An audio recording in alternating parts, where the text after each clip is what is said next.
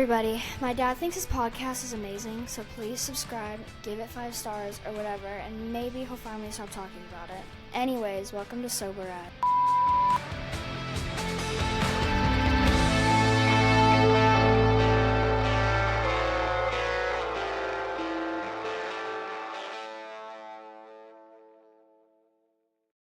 Hey everyone, welcome back to the show. I'm Ryan, this is Jessica, and we are sober as fuck. Before we get into today's show, just want to remind everybody, make sure that you like, subscribe, and review on all of our platforms. We're on Apple Podcasts, Spotify, and we are also on YouTube, so don't forget about that. A couple of quick announcements to make. We do have some new merch coming out, not just show merch, but sober merch, which will be really cool. We like to basically be sober out loud to help those that are suffering in silence. So always remember that. And I think that's it to start off with. Jessica's going to give us some trigger warnings, and then we'll get into the show. And she has her sunglasses on because apparently her future is so bright she's got to wear shades. We just got back from vacation. I refuse to yield. You refuse to yield? To reality. I have the windows open. It's cloudy, but the sun, I'm just sort of pretending, Pretending you're still on the beach? Yeah. In my long sleeves because it's cold. So, yes, trigger warning before we get started. We talk about addiction, substance abuse, mental health, eating disorders, self-harm. Anything that could be triggering, we pretty much talk about it because we like to keep it real and open and honest. So if at any point you're listening and you feel any kind of way that is uncomfortable, by all means, please log off. We want everybody to take something with them from the podcast, but not at the cost of their own mental health. Mm-hmm. So back to vacation mode. Actually, this is part 2 of my vacation. We vacationed with the kids, 7-year-old and 14-year-old. And it was great. It was fantastic. It was a lot of fun. But I am so fucking tired. I'm wore out. It was from wake up to sleep, fucking go, go, go, go, go. Yes. It didn't stop. And it was a lot of fun. Oh, it was great. But it went by so fucking quick. Mm-hmm. It was insane how fast it went. Well, and it was great, but we're not used to vacationing with 2 kids. Yes. So I think that's what it is too. But I mean, it was great. I'm just. It was a lot of fun. I don't know if y'all have heard, but I'm ADHD and get overstimulated. I know. Who would have thought? Mm-hmm. So I am like touched out, mommed out, Jessied out. Like, I don't want to wipe a butt or tie a shoelace or wash hair or anything. I'm tired. I'm going to do it. Like, mm-hmm. I'm going to do it all week. But I got home. You were like still working out. And I looked at you and I said, so when are you wanting to film this podcast? And you said like an hour or so. I said, so you're not like in a rush? You said, no. I said, I'm going to go sit my fucking ass on the couch and it's going to be silent. And it was great. I literally just doom scrolled and it was wonderful. Soak up some house light. Yeah. And by the time we air this podcast, you will be back home. But I as I was getting ready here, I'll take my sunglasses off. Okay. Back to reality for a moment. Mm-hmm. As I was getting ready, I thought, does that motherfucker intentionally go out of town as soon as we get back from vacation? Like, does he do that shit on purpose? It's my vacation from vacation. I want to go out of town. I actually have fucking work to do. Oh, no. It's so bad. I have a real estate conference to go to. Well, there you go. See, why don't you just do that? In Fiji next week. In Bali. It's funny because, like, I used to always think, too, people, and I think you get it now, too. They're like, what do you want for Mother's Day? What do you want for your birthday? And they would say, I want a week or a weekend in a luxury hotel room where I have unlimited spending for room service and I want to be left the fuck alone. That would be nice. That's exactly. Father's Day is right around That's the what you're corner. doing this week. No, it's not. I don't sit and get room service. I go out to eat. Oh. But I work during the day. Mm-hmm. Well, that's what happens. Mm-hmm. So anyway, anything crazy happen that you noticed on vacation? I had a couple things happen. A man spoke to me. That was pretty funny. A man spoke to me. And I know that this sounds insane, but like men don't come up and talk to me ever. Like, and I know girls are like, oh my gosh, nobody ever hits on me. Like no one ever hits on me. And I'm not saying that in a bad way. I prefer it that way. I don't like to be hit on. I don't like people like approaching me for no reason.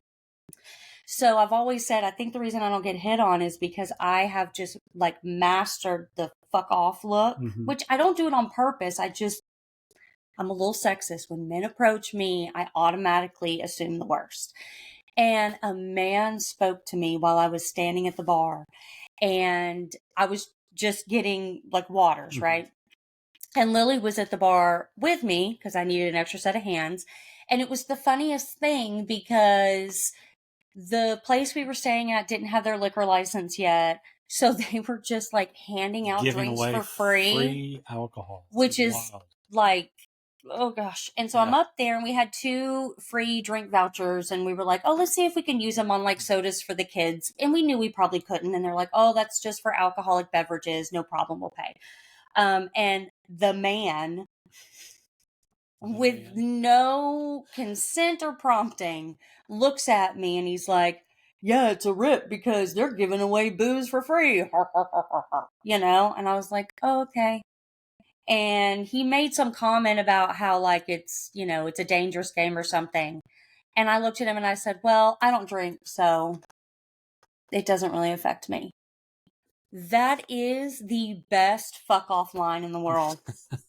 Oh my God, it worked like a charm. I look like I like sucked the life out of him, you know? It's like, oh, I can't take advantage of you. Right, I can't get you drunk and take advantage of you. I'm like, I don't drink, so enjoy that, you know? And we've talked on the podcast before about Lily really is like territorial of us.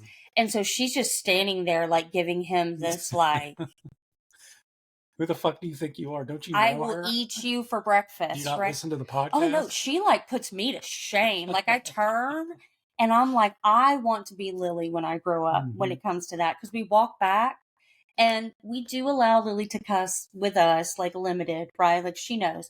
But she looked at me and she goes, what the fuck was that about? And I was like, Lily, she goes, why was he talking to you? Right. I said, I don't know. She's like, I don't like it. And then as soon as we get back, she's like, Dad, some man was talking to Mom at the bar. Anyways, that was something crazy because it never happens to me. Yeah, that was funny. I remember, and Lily was the one that came storming back, kind of telling me about it and laughing. I was like, yeah, that's your mom. That sounds about right. It wasn't rude. There was a moment we went to Universal Studios, which was a lot of fun. Yeah, we had a great time. But getting into the park itself, you know, where you got to scan everything and get in. So we went like, what, 3 times, I think? I think we went like 3 nights we went or 3 whatever. days, yeah. All 3 nights when we're getting in, there was an issue. And it was always with somebody in front of us. The first night was hilarious because, you know, they're doing a Mardi Gras party or whatever. And this guy's walking in. Do you remember this, by the way? Do you remember this? I don't know. With the drink?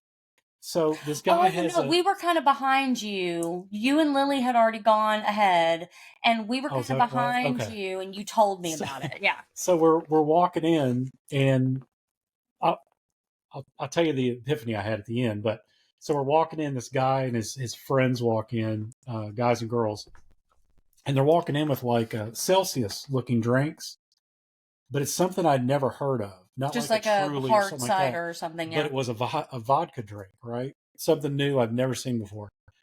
I assumed it was a Celsius, and the security guard stops the guy and says, "Hey, man, you can't take that in there." And the other guards are confused, like, "What's going on?" He goes, because he knows, because he drinks them. He says, that has vodka in it. You can't take it in. This fucking guy blows up. What do you mean? We've been coming here 3 days. We've got in every single day. And I'm like, I'm just sitting back, honestly, laughing my ass off because he's bitching over this one little drink. It's not like he's taking a backpack full of men, right? It's just an open one he's drinking. But you can't It's do like, that. dude, won't you, if you really want to drink the damn thing, go back. It's not like there's a long line. Drink your fucking drink if you need to. Throw it away and go again. This guy was adamant that he was taking this in. Mm-hmm. And this went on for like 5 minutes, and I had to sit there and watch it. And I'm just like, God, this guy's a fucking idiot. God, this guy's a fucking idiot. And then it came to me, I used to be that fucking guy. And that's why I thought, wow, that's what I look like. Yep. I look like such a fucking buffoon. You know, when you're wrapped up in the moment, you're like, no, I'm right. I'm right, motherfucker. Well, and when you're like half buzzed. Yeah, and too. it could be. I don't know. It could have been the guy's first drink. Could have been his 20th. I have no idea. But yeah, that was wild because since becoming sober, I'm a huge people watcher. Especially, you know, if you're anywhere near a bar or whatever, just watching people, men and women both. It's interesting to, you know, reflect on, wow, did I do that? Did I look like that? Did I say shit like that? And then you do. And then when you have people say, yes, you used to do that. Yeah, that makes it even worse because then you're like, Jesus Christ. Well, what you remember would that? do is you would be the guy to argue, but you would stand aside and you would chug the beer or the drink while still spitting yelling at somebody. hate at somebody. And then you would get angry that you had to go to the back of the line because you would feel entitled that you should. Yeah. I mean, it's all just, you know, the difference is it's funny because our last podcast, I talked about being a rule follower. Mm-hmm. And for me, I'm sitting here going in my head, you knew you weren't supposed to take him in there. No matter what the guy said, he knew. Yeah. Okay? He had just gotten away with it for days. Right. And so he felt like, be thankful you got away with it. Yeah. Right? Well, there's a reason they don't let people do that, Mm-hmm. right? Well, multiple reasons anyways. But in my head, I'm thinking, number one, you knew, even if you got away with it for a few days, you knew eventually that there was a possibility you were going to get caught, right? And number two, I'm thinking either chug the drink and go in or throw it away and shut the hell up. Yeah, it's not fucking hard. But see, rule follower. And this is when you and I would get in an argument. I am now a rule follower. But, you know. Well, because too, like, to go back to your reflection, what really would have happened in that scenario is before we left the hotel, I would have looked at you and said, you can't fucking take that. That's true. And you'd be like, watch this. What, you know, you would have said something shitty. And I would have said, Ryan, I'm not going if you take that. And then you'd been like, see ya, you know? And I would have gone and we would have argued the whole way there. And we would have gotten there and been pissed off. And then when we got to the gate and they said, you can't take that in, not only would you be pissed off that you couldn't take it in, but you would be pissed off that I was right. And then you would, you know what I mean? It's like anything else. At the end of the day, it would have been my own stupidity. That's just all there is to it. But more importantly, there's a bigger message there that you get stuck in this black hole of just self-shame. Because deep down, you know you're being an idiot, but you just like, you refuse to yield. Kind of like me refusing to yield from vacation. Yes. There you go. And that was the, you know, and the same shit happened like every day.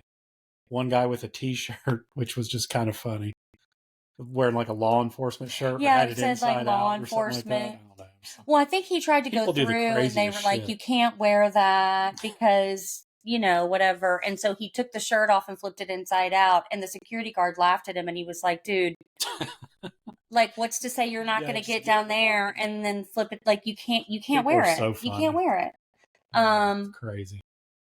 See, I don't know. I'm not a thrill seeker though either. That's true.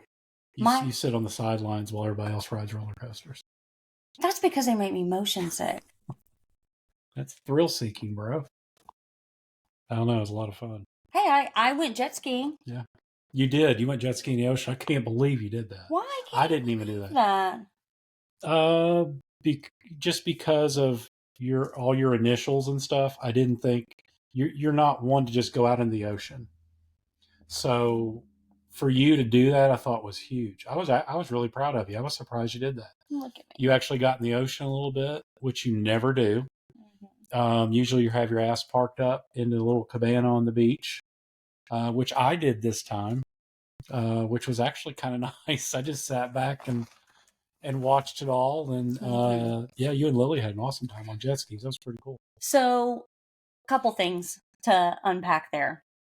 Number one, with the jet ski, and this just really shows how anxiety works, I'm in control. I'm driving it. I get to determine where it goes, when I stop, when I slow down. You're in control until you're not in control. No, but you don't understand. I get it. You remember when I just said I'm not a thrill seeker? Yes. So I'm not trying to be Billy Badass jumping waves, right.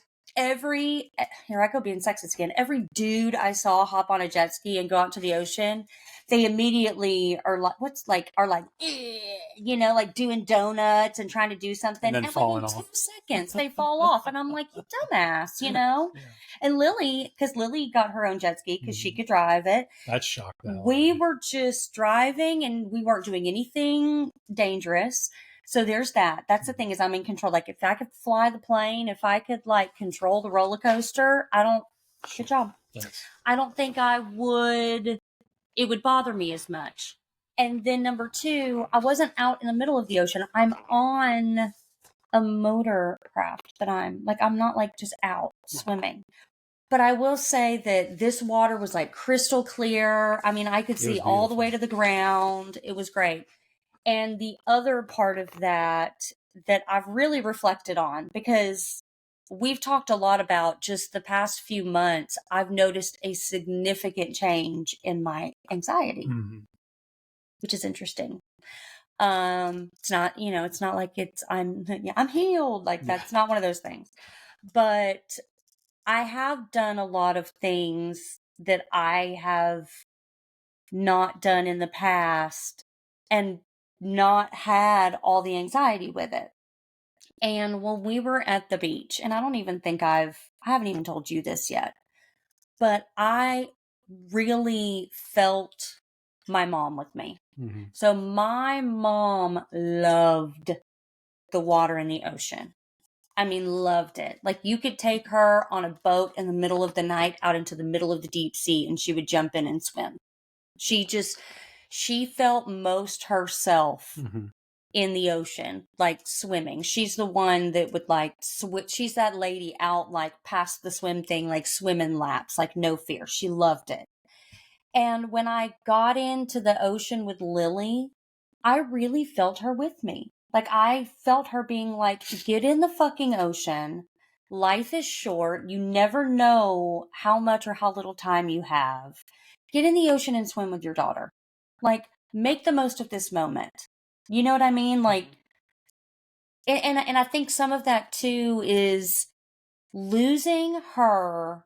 And I haven't gone into detail here, but losing her the way that I lost her was my biggest fear for years and years and years. So full transparency, other than something happening to Lily, my absolute worst fear came true.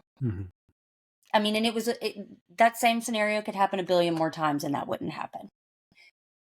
I would tell everybody, I'm just afraid this is going to happen. And people would say, but that's not going to happen. And I'm I'm afraid, but this is my fear. And my fear came true. And I fucking survived. And I can sit here and talk about it without crying now. I mean, that doesn't mean that later I'm not going to cry. Sure. We're coming up on a year and I don't know, I'm not saying it like it's a good thing, but I fucking survived that and I'm still thriving and I'm still loving and I'm still doing everything else that I'm afraid of. Sort of has been numbed out a little bit. And again, some of that's good and some of that's bad because, but it's everything pales in comparison. Right. So I'm like, I don't know. I just really felt her with me. Like, Jessica, get in the fucking ocean. Your daughter wants to ride, get on the jet ski. Well, I think it's great. And like I said, I loved what you did. I was very, very proud of you. It shocked the hell out of me.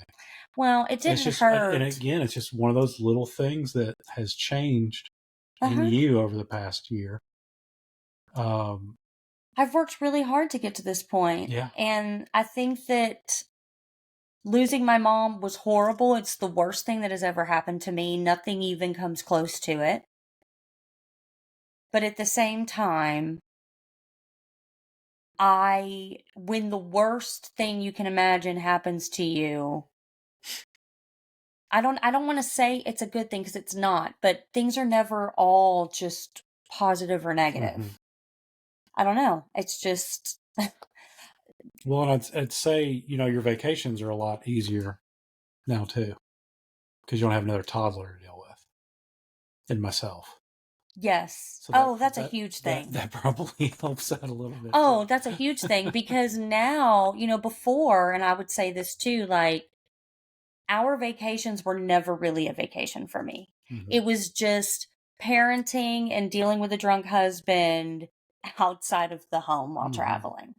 But no, we had a great time, and jet skiing was great. And I will say, the adorable, cute little 20-nothing, tan, blue-eyed boy. Little Zac Efron on the beach. Yeah. I shouldn't say that. That makes me sound disgusting. He was over 25, okay? Like, he was not like 19. He was a nice young man. Yeah, he was a nice-looking young man. Well, that's why they're there. I'd be a hell of a salesman. I love a good upsell, okay? Do you? I do. Oh, God. I'm like, what you're selling, I'm buying, sir. Of course you are. You are cute. Jesus Christ. I'm buying it. Anyway, moving on from Zac Efron looking dude. So a couple other things started, and for me at least. So I'm training for a 10K, which I'm doing in Cincinnati in May. I cannot wait to do it. I am fucking pumped about it. So I'm within like 5 weeks of that, I think. 5-week countdowns coming up on that. So that'd be cool. So if you happen to be in Cincinnati for the Flying Pig, I'll be doing that on Saturday at 10K. My buddy Tim, who's been on the podcast over in the UK, is going to be doing it virtual with me, which is really cool. And then in June, we're going to be starting our challenge up again, since it's about halfway through the year. And then I'm also going to do an additional one for more extreme people, kind of like myself. And I started doing this challenge with Tyler, who's on the podcast before. Tyler's like my road dog. I love this guy. And he's got some cool projects coming out as well soon. But he's on this app. I believe it's called Medium, or I didn't know anything about it till he showed it to me. It's really neat. But they have this, like, they were talking about doing a plank every day for 2 minutes. Sounds pretty easy. So we decided we were going to do it for 30 days. We're a little over a week in. I'm going to tell you right now, it's the hardest fucking thing I've ever done. They're hard. It's harder than doing 75. I'm not going to lie. It's fucking hard to sit there for 2 full minutes. It took me it took me 4 or 5 days to be able to even do it. And it was one of the hardest things I ever did, just pushing through to do it. So that's going to be on my challenge, because I think it's not only physical, but mental. It's fucking tough. Yeah. And see how far you can push your body. Yeah. And I'm going to do it longer than 30 days. I'm actually going to make it part of my like everyday routine, because I enjoy, me. I got to. Yeah. Overachiever. But anyway, but yeah, that was pretty cool. I'm glad Tyler introduced me to that. So thank you, buddy. And, we've been doing that. So we're going to keep up with that. He's like an accountability partner, which is really cool. And I always suggest people do that, especially when you do our challenge. Get an accountability partner is amazing. I think no matter what you do in life, having a buddy help you out with it's the best. Would you agree? Yeah. I think I think that accountability partners are like anything else. They work if you are willing to work it, right? Like, we talk about all these things, and something that I hear, because I'm on Reframe too, and I'll hear a lot of people talk about, and just in life talking about, like, how do you do it? Like, what did you think? What did you feel? And you can share your experiences with people, But ultimately, and this may sound kind of cheesy, like you have to surrender to whatever it is you're choosing to do. So you can have all the therapy, you can have all the accountability partners, you can go to all the meetings, you can have the best people in your life, you can eat well, you can exercise, you can do all of the things. But if you are not fully committed to surrendering to whatever your program or regimen is, then it's not going to work, even if your intentions are good. So, and when I say surrender to it, I mean surrender to the fact that like sometimes it's really going to fucking suck and you're not going to want to do it. I mean, that's just the way that it is. I have been battling mental health my whole life. It ultimately took my mom, and I really just started to even work on it. What? Just a few years 4.5 years ago. Yeah.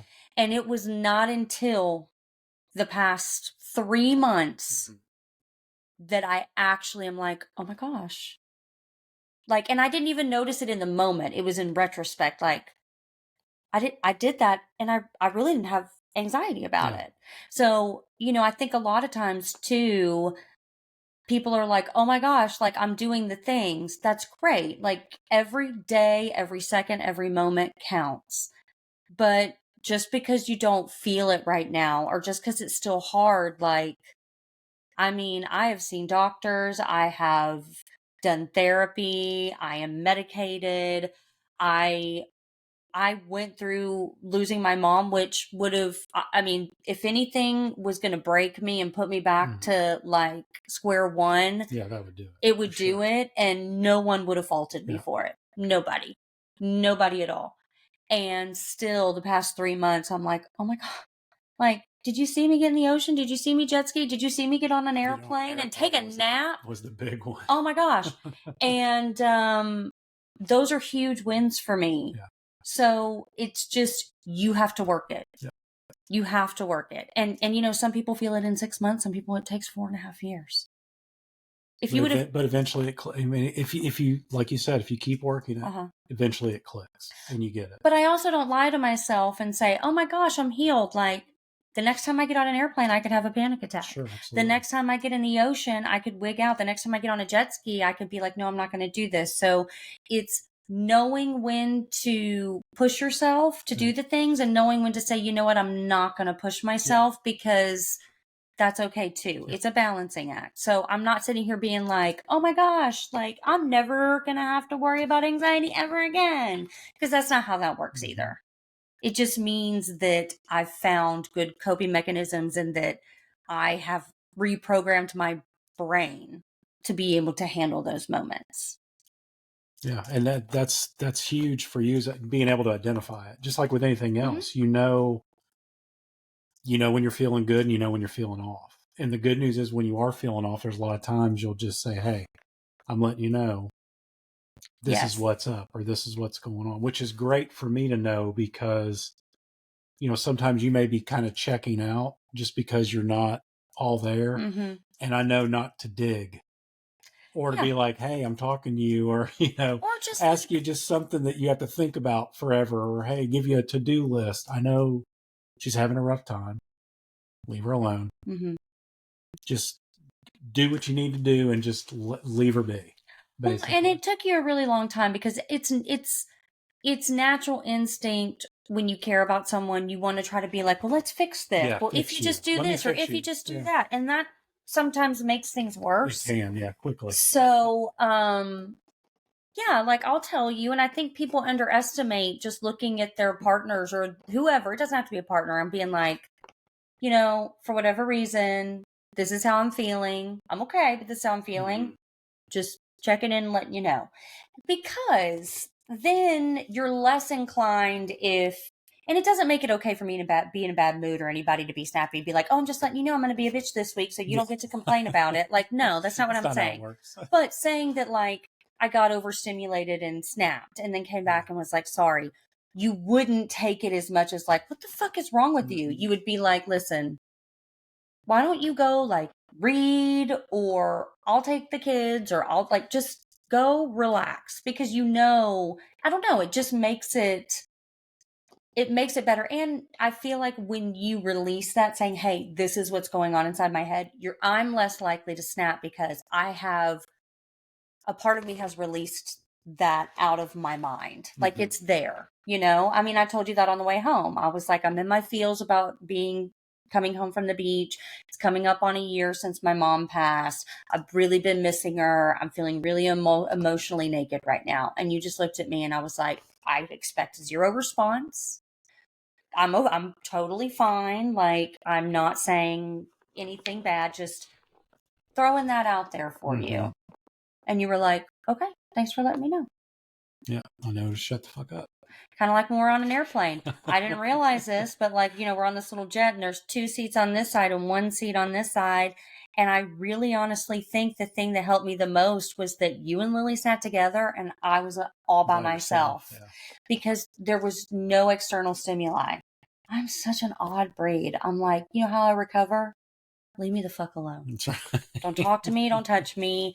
Leave me alone. I really do enjoy being alone.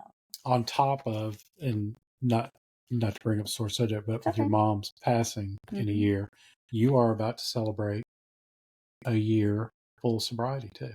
I know, and I didn't even realize, like, I quit drinking 2 months after my mom died. I don't know. It's kind of wild. That gives you something to celebrate. And we're going to do a special podcast just with you, where I will be the one asking the question. I'll be the guest. You'll be the guest for your 1 year, which I think is going to be really cool. Listen, I don't think people realize how much I G-rate myself and tame myself down for the podcast.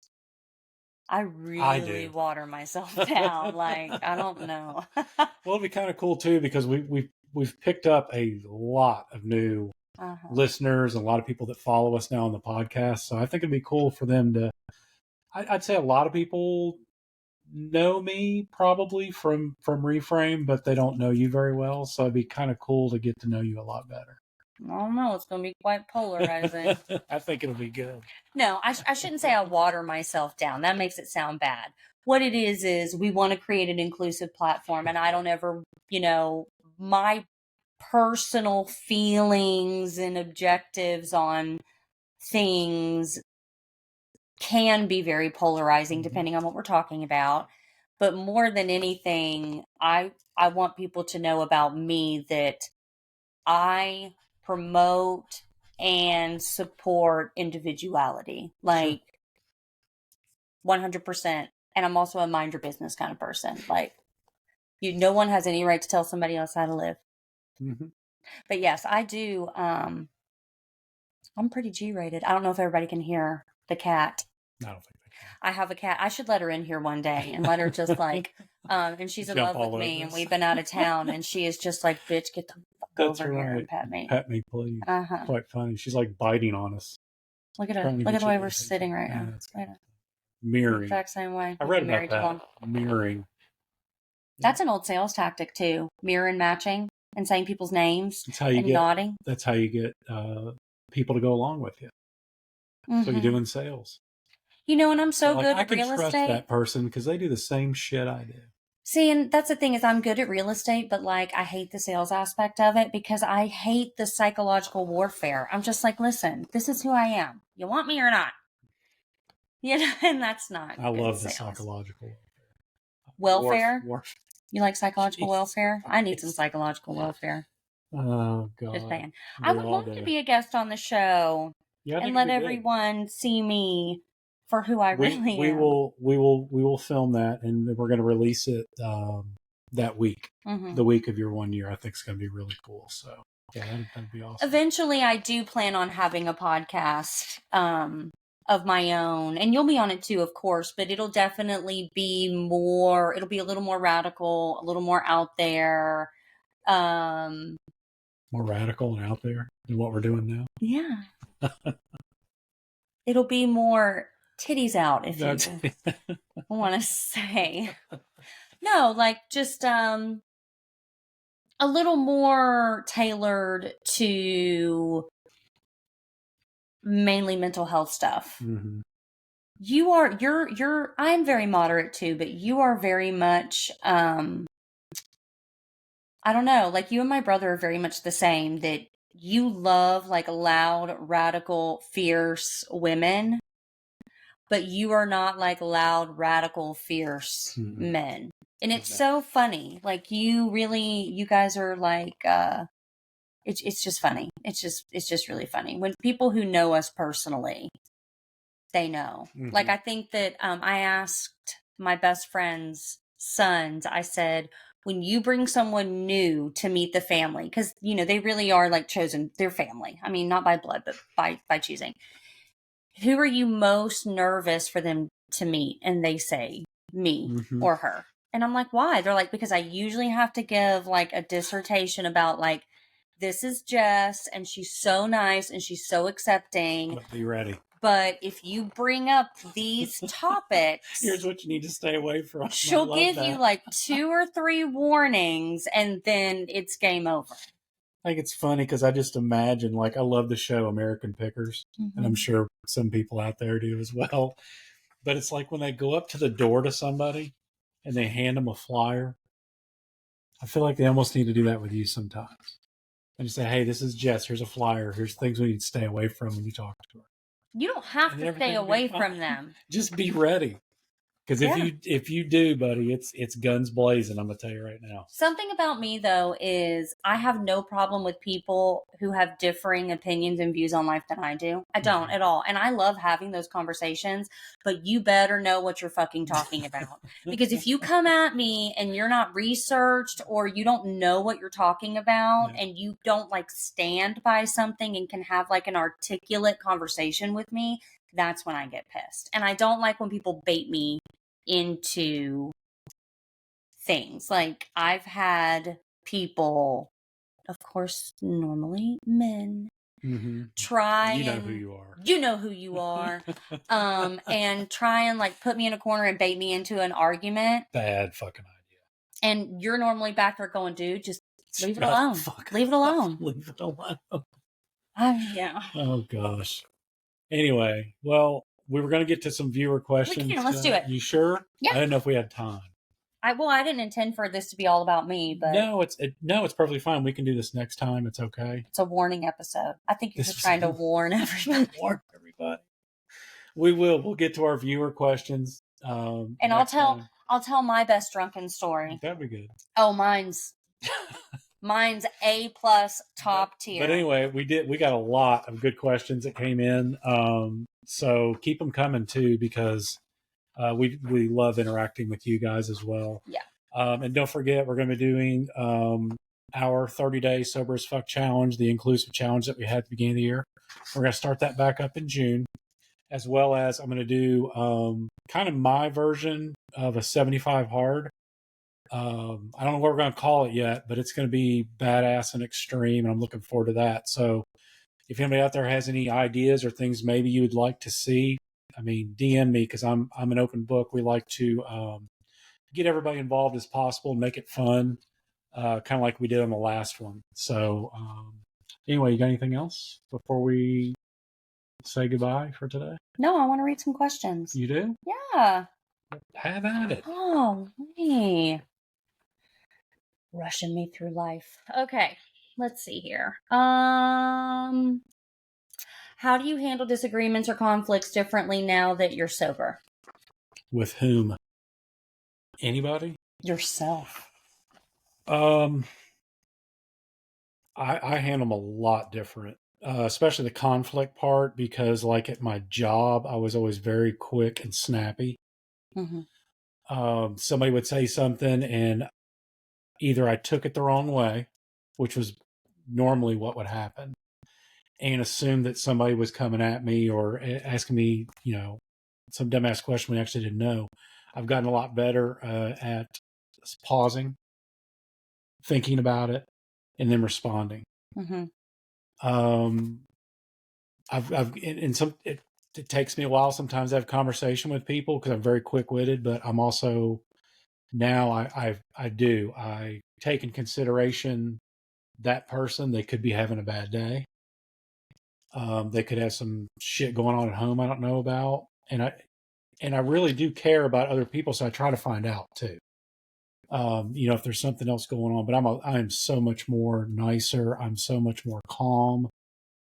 And you're so much nicer, not more nicer. I'm sorry. Come on. We have a bunch of listeners who it was eating at them too. No, it wasn't. They don't care.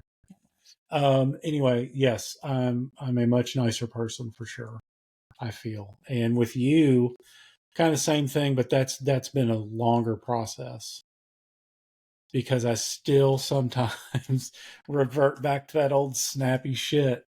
When I hear something, I get on the defense really quick. You just hate that. I mean, listen, I get it. It would suck to be married to somebody who's right all the time. Anyway. See how I did that? Yeah. So something, and I thought of this too. So the way that I handle disagreements or conflicts differently now, and I'm actually still working on this, is I used to leave very little wiggle room for people who had differing opinions than me, right? Like I used to claim to be very open-minded, but if people didn't agree with certain things that I felt, which I still believe in, then I would jump over to the judgmental side, right? Yeah. And I have gotten a whole lot better and am working on really understanding that every single person I cross paths with has something to teach me. Yeah. Every single one of them, no matter who they are, no matter what they think or how they feel. Like, I know I'm joking about like, you better be ready, but like, every single person you cross paths with has something to teach you, whether it be about where your boundaries are, or whether you need to open your mind more or a different perspective, or just reinforcing like, oh my gosh, listening to this person really makes me feel even more, but just understanding that every conversation, every person has something to teach you, and that I most certainly need to listen more and talk less. What is it in Hamilton?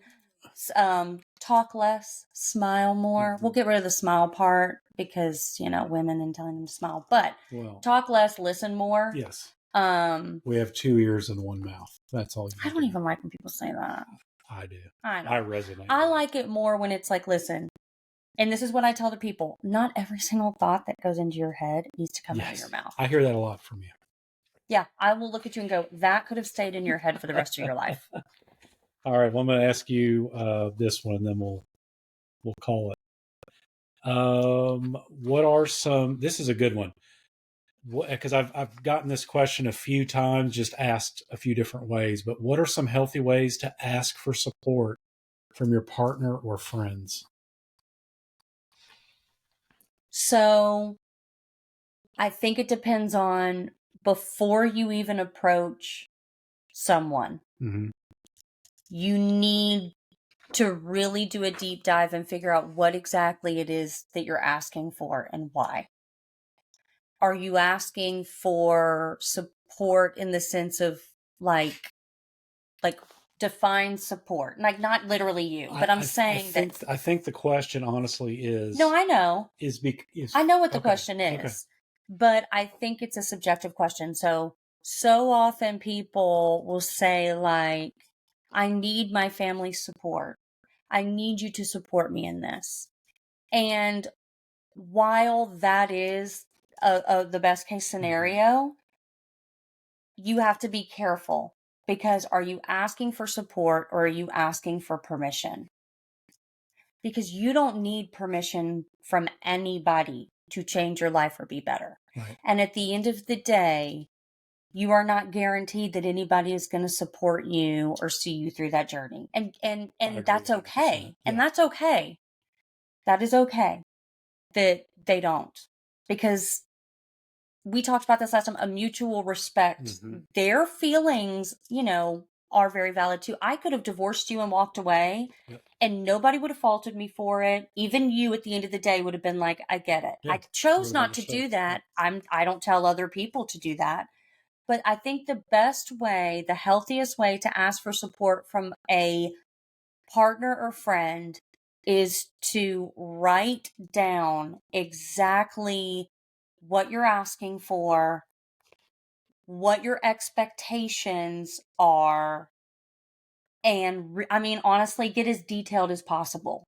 Because when you're going through sobriety, it's difficult because you have to be number one in those moments, but you also can't completely just forget that other people's feelings Right. matter, and they're not obligated to respond the way you want them to. And we know, because we've dealt with family stuff, being like, nobody supports me. No, I have nobody to lean on. And that's valid, because that is a very lonely feeling. Yes. But it is a solo journey. I love everything you just said. It's perfect. So it's I don't think there's anything wrong. No, and my thing, which I've said on the podcast many times, I knew I had to do it for me, no matter what happened outside. I was the guy that at the end of the day would be responsible for myself. I couldn't rely on you to do that. I couldn't rely on the app to do that. Even my support group, I couldn't do that. Now, it's great to have people around you and supportive. Oh yeah, of course. And that's and I think the question is coming from a person that maybe hasn't told everybody or hasn't told their spouse, hey, I have an issue and I would like your support on it. I don't think you can go into it like that. I think you just have to be open and honest with it. Yeah, I think you should write it down and journal about it, and really figure out, be very, very, very specific. Yeah. Because especially to a loved one, which is me, it's in the beginning, it's very easy to misconstrue someone asking for support for asking for enabling. Yeah. Like, oh, okay, so you just want me to you just get a pat on the back and a gold star because all of a sudden you woke up one day and decided not to drink. Right. And I'm just supposed to forget about all the things you did to hurt me. Now, I know that that's a toxic response in and of itself, but it's a very valid feeling. Yep. Because I will remind everybody, people who have not listened to the podcast before, and this goes straight to that question. I literally spoke to a lawyer and was having divorce papers drawn up when you got sober. And I was ready to let you go. I was pulled the comps on the house, ready to put the sign in the yard, had told our daughter we were getting divorced. Had ripped that Band-Aid off. Yep. So I think that's what it is. And I think that it's great to have people in your corner supporting you. But if you're relying on their support to be the anchor, it's just not going to work. Mm-hmm. But of course, you got to put the work in yourself, and unfortunately, you got to be ready to lose. It could be friends and family. It's what that's just my opinion. That's what happened with me. Is I was ready to. I had to lose everything to gain everything. Well, and not ready. You're never ready to lose everything. I'm not ready to lose. You had accepted that maybe was a very real consequence of your actions. Yes. That you knew the forgiveness card was expired. Yes. But I think that when you realize that, that's when you know you're serious about getting sober, because you're no longer sitting there expecting someone else to take your bullshit. No, you're not, listen. You're not talking about it anymore. You're actually okay, now I'm going to take some fucking action and I'm going to do something about it. Yeah, I think if I had divorced you any time other than the last time, it would have been an ugly divorce. But I think this last time, if I would have looked at you and said, I love you, but I'm done, it would have been. I think we would have actually had an amicable divorce. I hate to say that, but I think you would have been like, I get it. Yeah. And I can't. The final thing I'll say before we go, and I am a very logical person. when you just start taking the little baby steps, because at first they are just little baby steps. I mean, they're real steps, but you have to take small steps at first. Yeah. When you really start taking those steps and doing things like just hopping on a meeting or just literally not drinking that day or journaling, just whatever it is, good things just start to happen. I can't explain it, but I've seen it and I've experienced it. And I'm not going to put that, if you believe it's spiritual or whatever, that's fine, but you don't have to put that on there. I promise, if you just pause and become intentional about what you're doing and why and thoughtful, the supportive people, they find you. That support that you're looking for, because it just shows up. Because it's not even that it shows up; it's that They're like there. when it's like attracts like. So you absolutely. find your community. Yep. The goal should never be to change somebody else. I need you to support me. I need you. No, I know that you feel like you need them to, but you don't, and it's not fair for you to ask them to. You can ask them to. It's fair for you to ask them to. It's not fair of you to expect them to comply. Right. We support you. 100%. Yeah. If you do need help, always reach out to us for sure. If you are sober curious and listening to the app and you want to give Reframe a try, reach out to me. We offer gift certificates to people to try Reframe for free from 30, 60, and 90 days. So just reach out to us and let us know. And even if sobriety is not the thing that you're struggling with, if it's mental health or family, I mean, you're struggling with a relationship that you're not ready to let go of. I mean, it's all under the same umbrella. Like, we are here. Yep. There's not a single thing that we haven't dealt with. And so we're always here. Mm-hmm. How do the kids do the heart these days? How does it? Something like that. I don't know. Whatever. It's like a butt. Yeah. I butt you. I butt you. Bye, guys. Get out of here. See you guys.